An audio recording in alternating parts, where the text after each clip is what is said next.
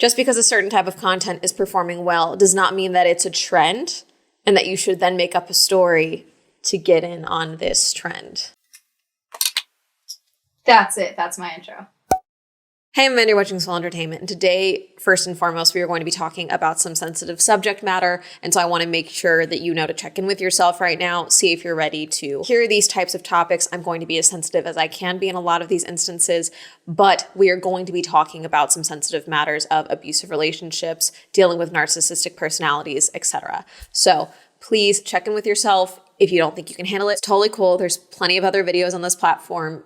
You don't even have to watch one of mine. So today we're really going to be talking about a particular format of storytelling on TikTok specifically. These stories that are being shared are very personal and typically in relation to a past relationship, and how these have started performing well and how that has now led to the trendification of trauma. Now, before I go any further, I want to make something abundantly clear. Though I am probably going to be titling this something like trauma is not a trend, you don't need to fake trauma for a trend, the trendification of trauma or something of that nature, I want to make something abundantly clear. You have the right to share your story in the matter in which you see fit. That is your story. That is your truth. You can share that however you want. I want to make that clear. I also want to make it clear that though I am talking about this, anyone who has chosen to share their story in this format, I am not saying that they have no right to do that or anything like that, or that they themselves are trying to jump on a trend or anything like that. I don't think that's what it is for the majority of people that are posting in this fashion, okay? One person we're going to talk about, Chris Holson, specifically says, I feel empowered to talk about this because Brooke was brave enough to share her story, and that's what led him to sharing his story of a very traumatic experience when he was in boarding school. We're going to talk about this because this is something that I think we're going to continue to see. I do worry about it in some regards because I do think there are instances where people have the right to not share every bit and piece of their trauma. And in some instances, like in Brooke's instance, she made the choice to share it, but she made the choice to share it because her ex decided to make a dig at her at the same time very publicly. I'm getting ahead of myself, but I just want to make the note of everyone has the right to share their stories in this format if they choose to do so. I'm not criticizing the people sharing their stories in any capacity. I want to make that abundantly clear. I am criticizing people who are used to doing trends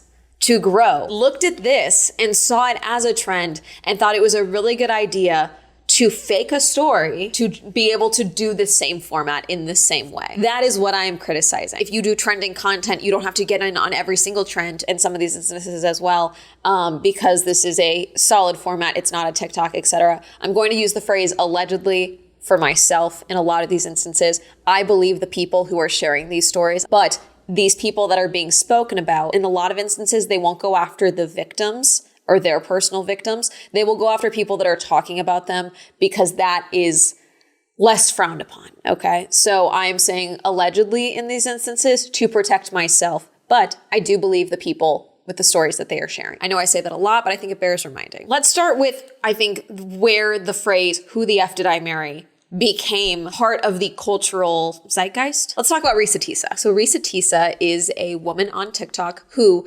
decided to start sharing a 50-part story of who the F did I marry, okay? Talking about a man that she ended up marrying who was a very, I'm just going to go ahead and go off of this. This is from March from Good Morning America. The internet sensation known as Risa Tisa of the now viral Who the F Did I Marry TikTok series sat down with Good Morning America co-anchor Robin Roberts for an exclusive interview detailing her story of marriage to a man she alleges lied about nearly every detail of his life. Risa Tisa released a series of 50 episodes on social media last month, slowly unfolding her story of alleged deception, and the internet quickly took an interest. I'm going to tell the story of how I met, dated, and married and divorced a real pathological liar. To date, the viral story has garnered tens of millions of views on TikTok as she pours over details of her marriage gone awry. She said that although nervous, she was committed to sharing her experience. I also really, truly believe the story will help somebody. In the series, which spans 8 hours of runtime, Risa Tisa refers to her ex-husband as Legion. The pair initially met online dating on 2 different sites and immediately hit it off, she told Roberts. The person I met was funny, was personable. This was a guy who really, after having multiple conversations with, felt like, wow, you know, where have you been? After the coronavirus forced a statewide shutdown, just 2 weeks after the pair met, she says they decided to move in together to Risa Tisa's Atlanta home. According to Risa Tisa, Legion quickly began paying for bills using money he claimed was from his former career as a professional arena football player. When Roberts asked Risa Tisa if she was financially motivated to stay in the relationship, she conceded it was not her primary motivation, but it was a help. He was paying all the bills and he was being, as he called, a provider, and I had never in my life experienced that before. In retrospect, his financial situation was not adding up. Several promises he made, including purchasing a luxury car, a trip to London, and a home, all fell through. She claims she saw Legion make an offer on a home, but believes he didn't have the money to make the purchase. So my mind was kind of saying, okay, something isn't right, but you know what you saw. Risa Tisa said she continuously overlooked these red flags for 3 reasons, which she laid out in an episode of her series. She didn't want to be alone. She didn't want to be associated with the optics of quick ending a relationship, and she was ready to get married. Risa Tisa said that after getting pregnant, a miscarriage binded her closer with her then partner. Legion's web of lives began to unravel after the marriage was official, she said. I got married January 5th, 2021, and by January 31st, I knew I was in serious trouble. The question isn't what all did he lie about. The question definitely became, okay, what is actually true? What can you prove? She discovered a criminal record. She discovered that he pled guilty to impersonating a police officer. Every I love you was a lie. Every I got you was a lie. That does something to you mentally. Like this is said here, she did this over the span of 50 episodes. There's an audio on TikTok that still goes around that is still used to this day. Part 37. Who the F did I marry? And then going into the story further about, part 37. And she was a very good storyteller. Like, it didn't matter that this was like 3-4 hours worth of videos on TikTok. People were tuned in, locked in. It sounds weird to be like, oh, the storytelling of Who the F did I marry is what made it so compelling. I think that's just a side effect of the story. You hear these red flags, you hear things, and you're like, okay, what would I have noticed that? Would that have made me leave if I really loved this person? If I wanted to get married, would that have made me leave? And so I think that that's why just the overall questioning of, how you would have acted in this situation, I think is typically what makes stories like this really compelling for people. Because I think a lot of people like to think that they would be smart enough to avoid things like this. But the reality is that a narcissist is usually very, very convincing. And I think everything looks a lot more clear in hindsight a lot of the time. That's Risa. Obviously, she's talked about this quite extensively. This is something that has been talked about a lot. And it's something that at the time after Risa's videos came out, a couple of people did start sharing their own stories as well. But it was still fairly small scale. I would say it was a lot of smaller creators that were doing it, or people who weren't creators but just made TikToks. I do want to note as well here, because someone's gonna be like, well, so-and-so made this video as well. I do think there is a difference between someone who just makes TikToks for funsies and then people who are like, their job is to be a creator or they are actively pursuing being a creator, okay? Sometimes it's like just shit posting on Twitter, okay? It's like, am I actively tweeting because I'm, a content creator and I'm trying to get engagement on Twitter? Or am I just shit posting because this is my public diary and I have 20 followers, I do think there's a difference between that.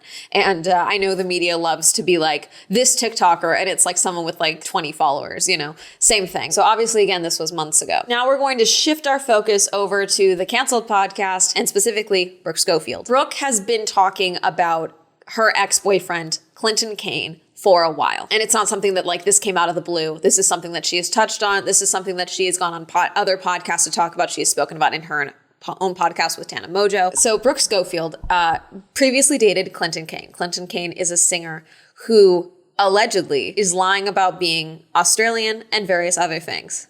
Notice the allegedly there. Previously, Brooke had made videos about oh, he cheated on me. But she also then later talked about how he had lied about being Australian to her and also lied about his whole family being dead. Before all of this that we're about to talk about, other women that have come forward to be like, I was talking with him at that same time too, or he and I were hooking up, or we had, which again, it's been confirmed that he cheated on her. He has now since confirmed that he cheated on her. But multiple women, all gorgeous women. I don't know how he's getting all these hot women. I'm sorry. I have to say it. I don't understand. I get it. I like a musician too. But we gotta be serious sometimes. They're all baddies. It's ridiculous. Okay. Some of these women have said, he actually allegedly killed off his brother while we were together. They bonded over, I believe it was Becca Mitchie. But Clinton Kane used to be part of my roster. And I thought it was crazy when I found out that he allegedly lied about his mother and father and brother and sister passing away because allegedly, because the first time I hung out with him ever, we were tied to the hip for 4 days straight. I go home to do my Zoom call and he calls me in the middle of it. I just found out my brother just died. I'm like so sad, I'm shattered, like I'm so upset, this and that. And of course I canceled the rest of my work day and I go straight to see him because I'm like, oh my God, I'm so sorry. And then it dawned on me, I was like, oh, when I met him 4 days before then, he had told me his brother just passed away. Oh, I found out 4 days ago he was terminal, so I just like accepted him dead at that point already. But now I found out he's dead, and I was like, allegedly. His brother is not dead? That's the thing that seems to... So he had two brothers, but he had a brother, and then all this stuff, but then he also said that his parents are not dead. So far, what I think has been proven is that his dad is the only one who has actually passed away, and that his brother and mother are in fact alive. There's a lot of lying going on, okay? Clinton has a new song coming out. He kept advertising it, written and directed by my ex-girlfriend, like the music video for it, okay? Now, this is not about Brooke. It's someone that he dated before Brooke. But basically, there's a new song coming out, okay? I Don't Want to Live in a World Without You, I believe is it. And so there was a comment about like the ex-girlfriend or whatever. And so Brooke said, the rage bait is working. Please stream this song. All proceeds go to his mom. So she then teased kind of part one, who the fuck did I marry? When I opened my phone today to a million texts from all my friends of this TikTok that Clinton Kane had posted saying, what did he say? He said like, when I've been over the relationship for 2 years and she just can't stop yapping about it, which first of all, hilarious. Like, no shit, I can't stop yapping.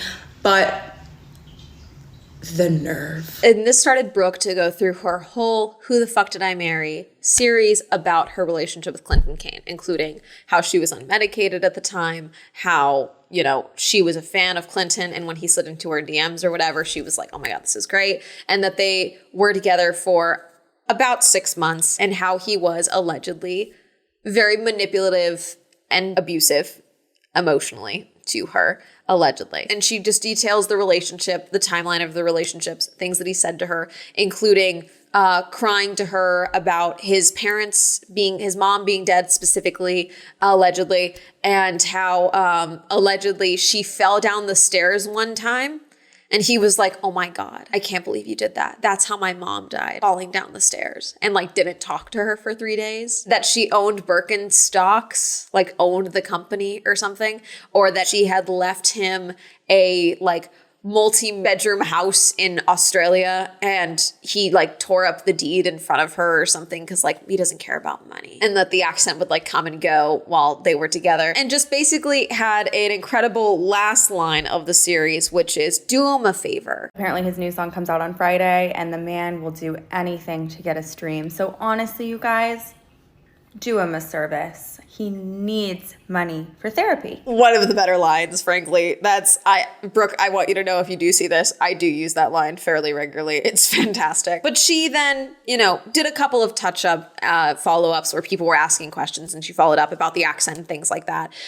She does show a clip, I believe, of the Zach Shang show where Clinton went on the Zach Shang show and Zach made a comment about like, a mom, and he was like, oh yeah, you want to ask me about that or whatever. It's like, hey guys, my mom is dead. And like they talk about it a little bit. And he's like smiling when he says it. It made me uncomfortable when I watched it. Even if your mom was actually gone. Very weird. Moving along, they talked about it a little bit more on the Canceled podcast. Okay, they started moving on to other topics. Everyone started moving on to other topics. And then Clinton decided it would be a really great idea to do a response video. Like a week or so, 2 weeks after. While I was in San Francisco for Sale GP, I woke up to this myriad of videos from Clinton Kane. Honestly, thank you. I needed something to get ready to. I'm not going to go super into depth into all the videos because it's a lot of nothing. What he did is something that a lot of narcissists do. My own narcissistic abuser that was a parent did the same thing to me, where they get very nitty gritty about the timeline, about certain verbiage, semantic bullshit. It's a way and try to discredit you. Well, she said it was a Tuesday and it was actually a Friday, so therefore she's lying about everything, which is idiotic and doesn't address, he then also tries to say that he never actually said that his mom was dead, never admitted to Brooke that his mom was dead. It was instead a mother-like figure that passed away on the Zach Sang show. He was a dumb kid making this remark. He said it one time that his mom was dead when it was his mother figure. And then it's like, multiple other instances. He doesn't talk about any of the other women that have come forward to be like, you're lying. You're also not from Australia. Like things like this. I found an article from Grammy.com, which is the Grammys, about his album coming out. From Grammy.com? Do you know the Grammys? That Grammy.com. Became his truth on Maybe Someday It'll Be Okay. As Kane detailed in an open letter upon announcing the album earlier this month, he lost his mother, father, and brother in 2021. I disappeared and shut down. Who wouldn't? I needed to put work aside to discover who I was again. But it's just the one time. Okay. Again, this is on the Grammys website in an article written about your album and about a letter that you put out. Other people have come forward and it's like, hey, before you even dated Brooke, I was at your concert and you said that Chicken Tendies was actually about your mom who had passed away. So it's like and even then, that's the thing too, he's trying to say that it wasn't used as like a marketing ploy or whatever and that he never said it publicly. People in your life multiple people saying that you lied about your parents being dead, that makes you that's a lie. That's really weird. Regardless, Brooke cleared, okay? And then also while we're here, Brooke's co-host Tana Mojo as well has also been talking a lot, not in a video of the same style, but she has been talking about when she was 17 and she had a sexual encounter with Cody Ko. All right. I'm choosing my words carefully. Tana herself has said that this happened. There has been talk of this having happened for years now. So in case it's not clear here on Swell Entertainment, channels.com, whatever the fuck. It's fuck Cody Ko o'clock. I had a TikTok about this. It got taken down for bullying and harassment, probably because I said the phrase fuck Cody Ko o'clock far too many times. I still stand by it. Fuck Cody Ko o'clock. Okay. Now, Brooke's series encouraged Chris to do his series, okay? And he says that himself. So Chris Olsen is another TikToker. One of how my boyfriend tried to murder me. Now, I've been inspired by Brooke and by many other people for bravely sharing their abusive ex stories, so I figured I'd share mine. But I will preface this, trigger warning, this is an abusive ex story. It is not a light one. And also, I'm going to change the names of everyone involved, but please do not try to find the real identities of these people. Because even though it's been 10 to 12 years since all of this happened, I still live in fear of this particular ex. And we haven't been in contact in a really long time, and I would like to keep it that way. I want to make a note about what he said as well. Obviously, in Brooke's instance, the person that she is talking about is a public figure. They very publicly work together. So it's one thing to have that story be out there and have her be using real names. If you do make a story like this for your own protection, please change the names. All right? I'm not even kidding. Unless you are actively, truly believing that this person will victimize another person. If that's the case, maybe get authorities involved in some capacity. All right. But, for protection for yourself, for your own safety, please change names. And if you are a viewer of these stories, this happened with Risa Tisa's story, where she purposely chose the name Legion to not call him by his real name. There were TikTokers who took it upon themselves to find this man's real identity. And it was like very clear she was taking steps to protect herself to not say his name. Now, Legion has gone, I think, public and tried to deny these claims in some capacity, all right? But still, if you see these stories, do not go after and try and find the people they are talking about, okay? Like, for example, me saying allegedly to protect myself. In some instances, these abusers, my abuser, there's a reason I say the parent I don't speak to. My abuser, if they got the forethought or the money to try and sue me, would fully go and do that just to have further access to me, okay? So that they would have a time where they could get to see me. That could be the case with a lot of other people. It's not content at this point. Yes, they're sharing a story on a platform that is a content creation platform, a social media platform. It is not your job to go and deep dive and find out who this is and then put it out there like you cracked the code. Who the fuck did I marry? It's not that she didn't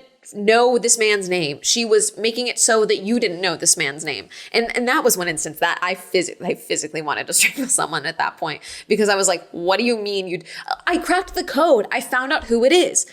It's not a code. It's not an ARG. Like, I don't know what Common sense is not common, and it stresses me out constantly. Like I said, very sensitive topics in this video. Chris is actively talking about how a boyfriend that he had when he was 16, who was older than him while he was at boarding school, threatened to kill him, okay, and was very abusive and manipulative, etc. Brooke's story is very alarming, but I think there's some, I don't want to say comical elements, but like the fact that he was lying about having an Australian accent, things like that. Like he was also lied to her about his age and things like that as well, which she found out when they got pulled over by a cop and he handed over an ID or something and she saw his real age, like which is something that a lot of creators have done. So Chris did this. Now, let's talk about another person, Haley Bailey. Now, I had her blocked before all of this, so I did not see these videos initially. I saw them talked about, okay? And why did I had Haley blocked? I had Haley blocked before the whole Let Them Eat Cake situation. Haley Bailey is a creator who has 10 million followers, and she got called out a while ago during the Met Gala, okay, because she wore a big gown and used an audio of Let Them Eat Cake outside of the Met Gala for interviews she was going to be doing with E. And this was also when some people were protesting the Met Gala because of everything, the genocide happening in Palestine and the Let Them Eat Cake thing, while there was a crowd of people behind her, which she tried to say those were photographers. I don't think they were. I do think they were just civilians waiting to see celebrities leave their hotels. One of her more larger recent controversies was the Let Them Eat Cake saga. She did a response video. I'm not calling it an apology because it was not a good apology. She focused on a lot of the semantics where she was just trying to say, I'm not one of the elite a lot from her like multi-$1,000 a month apartment. Saw her response to it and then I had blocked her again. I had her blocked prior to this for my own personal reasons. Haley grew her following on TikTok by, how do I put this lightly? Allegedly stealing other creators' content, okay? And remaking it herself. And I don't like that. I have a problem with that. Like, we're talking about trends a lot here, all right? It's another thing to verbatim steal someone else's video and not credit them whatsoever, okay? Not use their sound, not use their audio, make it your own. And then because you're larger, because you're growing more rapidly, you know, get more views. I don't like that. I know of at least a handful of creators that I am mutuals with that she allegedly stole content from. I don't like that. So I had her blocked. All right, because I just don't want to see that. I didn't find her entertaining. I didn't find her funny. And that is my prerogative as someone on the social media platforms. You can have me blocked. Some of you probably find me annoying. That's totally valid and fine. Feel free to block me because you find me annoying. I am pro blocking because you find someone annoying. So I had unblocked her because of the Let Them Eat Cake debacle, okay, and then I reblocked her again. So I did not initially see her videos in the Who the Fuck Did I Marry story time. One of Haley's series that she does is a satire series where she pretends that she is dating a billionaire, all right, named William. She has been making very clear satire videos about William for a year or so, 2 years, okay. She then claimed now in her series that he was real, she was dating him, and now the NDA has expired because they broke up. We've talked about this before.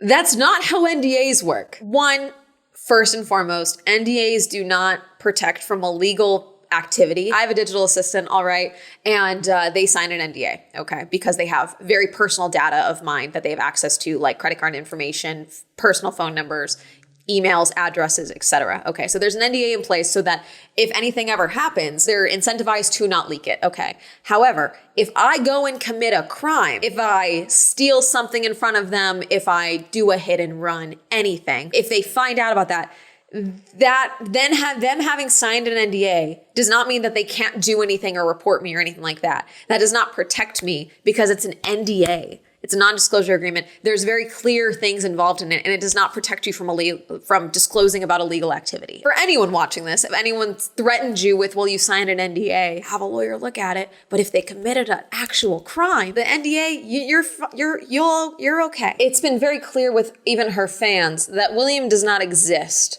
So for her to start kind of using this as a means to start talking about how this man that she has fictitiously been dating, all right, and then have really real, actual things involved in the story to profit, attempt to profit, whatever, off of the story, of sharing the story when other people's bigger names have been using this format is skeevy as hell and weird. Like I said, the videos have since been deleted because she was aggressively clowned on over it. People were obviously very perturbed and talking about it. It's like, this guy doesn't exist. You have said he doesn't exist, really. And yet, now suddenly you are making this very emotional tell-all story about who the fuck were you dating. Oh yeah, also, the NDA thing again. Let's say hypothetically this is real and that she was dating a billionaire this whole time. What NDA would allow you to make satirical jokes about the fact that you were dating a billionaire if you were literally in a relationship that you could not discuss publicly or at all? Now I'm going to be showing you some of Andra's video. Andra is Hope You Find Your Dad on TikTok. And Andra did a very good breakdown, I think, of Hailey's series and disproving some of the things that she tried to say to, again, show that William is not real and that she was not dating a billionaire and that this was all, again, just to hop on a trend. Oh, as someone who grew up in the same hometown as she did, Minnetonka, Minnesota, that she's constantly trying to paint as like this small town in Minnesota, which it absolutely was not. It's one of the richest cities in the state. But because Minnesota is the gossip capital of the entire United States, I was very easily able to get the details and figure out that the math of the story she's telling doesn't quite math, and so it's all getting very suspicious. She says she's been seeing this man for 2.5 years, which would put you back in January of 2022. But then she says that she actually met him at a Halloween party. So I'm assuming that would then be Halloween, October of 2021. And she said that she met him on Halloween, but she had just gotten out of a very serious relationship. Again, that would have been October of 2021. The part where I start getting confused is she was actually married, and they didn't get divorced until May of 2022. Possible they were separated at the time, but 8 months is like a long time to wait to file a divorce. Scroll down to her feed, you can see around that time she still has all her husband's jerseys and stuff on display in their apartment. But again, it could have been a long separation, which brings me to my second point. She says that during the time she was flying a lot between Minnesota and New York because she was just modeling part-time and she didn't have an apartment yet. But here you can very much so see that around that entire time she was still living in this same large apartment with the classic round window we all know. Which, when you have this apartment, I don't know why you'd also still be staying in Airbnbs and renting other apartments. Also, she constantly claimed that this is her billionaire boyfriend's apartment. Then one, why were you living in it before you met him? And two, your husband's stuff was all over it. Jamie Stone also made a video saying, when you warned an influencer about the guy in her recent TikToks, talked to her for hours about how he traumatized you. She agreed he was a bad guy, then she stops responding. Doubles down on posting him because it gets her views. And now she's under fire for her new series where she lies about her fake relationship with billionaire boyfriend, making a mockery out of women who have come forward about their real abusive relationships. Girl, so confusing. Jamie's own series is just a couple of videos talking about her relationship with Kyle V, who has recently been in a lot of Hailey Bailey's videos where she has been apparently, allegedly helping him make content. And when they started posting together, Jamie had reached out to be like, hey, this is the situation. And Hailey was like, oh my gosh, thank you for telling me. This is what's going on with us. And then still turned around and made content with him. In some instances, making skits out of the things that Jamie had shared with her, which is just such a level of insane that just makes me so... Again, Hailey went and deleted a bunch of the videos with Kyle now because that's just what she does. Will any of this stop Hailey from doing it? From continuing to make content? No, because she just keeps making content, and she did this with, the Let Them Eat Cake saga. She did this with it all, and she's just, again, at 10 million followers on TikTok and, has connections and money, and will just continue to do this. So I am making this as a PSA to all of you, at the very least, watching this. If you want to grow in content creation and you see a trend that is popping up or a format that is doing very well, use your own discretion. Do you have a story that you would feel compelled to share because other people have been brave in sharing their story? Then absolutely, if you feel safe to do so, go right ahead, all right? However, as someone who has definitely overshared on the internet before and it has come back to bite me in the ass on a couple of occasions, please be very confident in yourself with what you are sharing and be aware of how it could negatively impact you as well. There is this thing called clout, and it is a drug. Please be aware of the potential side effects, okay? Because no amount of likes, views, or follows is worth your personal safety, all right? So please use discretion, have a support system around you, okay? Because there are always stories as well, because the internet is a fickle fucking place, all right, where people share their very personal stories and people do not rally around them. They instead are like, well, why the fuck did you do this, X, Y, and Z?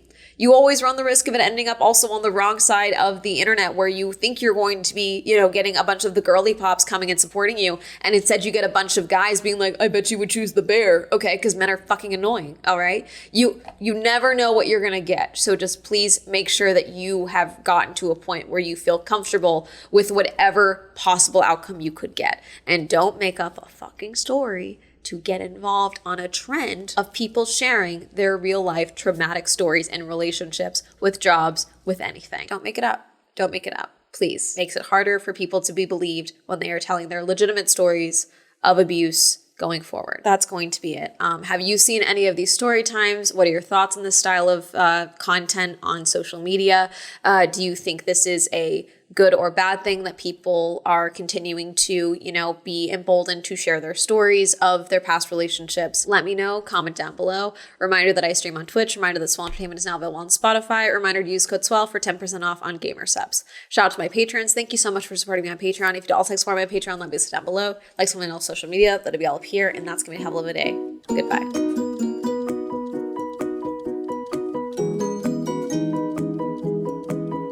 Between this is going to ruin the tour, what tour? The world tour, and Doom service. He needs money for therapy. The people in my life hate me for the amount of times I say these. Thank you, Adira, Amy, Andrew, Ayana, Cameron, Donnie, Elliot, Freya, Jeffrey, Jenny, Literal, May West, Michael, Nathan, Oz, Palace, Qwerty, Robert, Tasha, Tenzin, Thomas, Timothy, Winters, Wink.